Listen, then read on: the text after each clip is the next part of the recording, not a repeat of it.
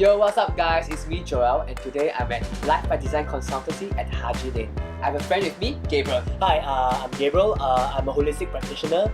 I do a couple of modalities such as tarot reading, astrology, as well as something called channeling. So Gabriel, do you have any advice for our viewers for the new year for 2018? Something phenomenal happened in the late 2017.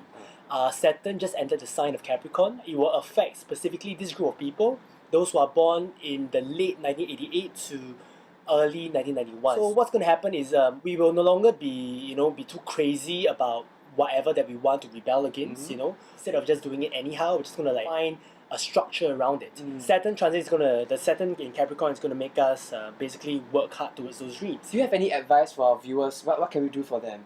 Okay, I think what we can do for them is to do a tarot reading. See what advice the divine have for this group of people. Sure. Okay, so I'm just going to shuffle the cards. Let's go ahead.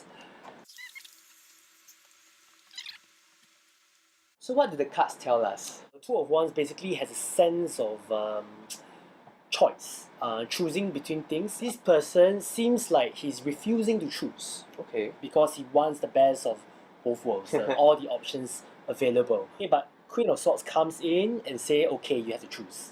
Okay.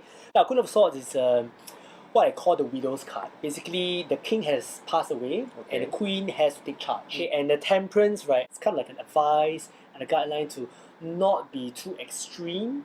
Okay. Even when you commit to a choice, right? Don't overwork yourself. There has to be room for play. This position is a card of what we don't want to face, but it is there. And the Five of Cups basically is about disappointment, and the disappointment comes from some kind of expectations. This card is saying that, okay, management of expectations. No more lofty expectations. You got to live with what you have, and just be okay with them. So the last card is Six of Cups, which is actually a card of nostalgia.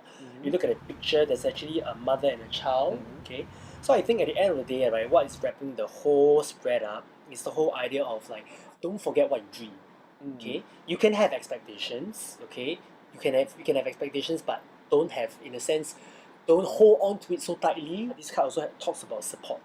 Okay, don't forget about you have support of those who are close to you, your family members, your closest friends. So you summarize all the cards for us. Okay, so to summarize, right? Okay, so this card is about choices. You're going to start the year with feeling like you have a lot of choices, but this card says, okay, no more dwindling between choices. Time to make the choice and be mature about it.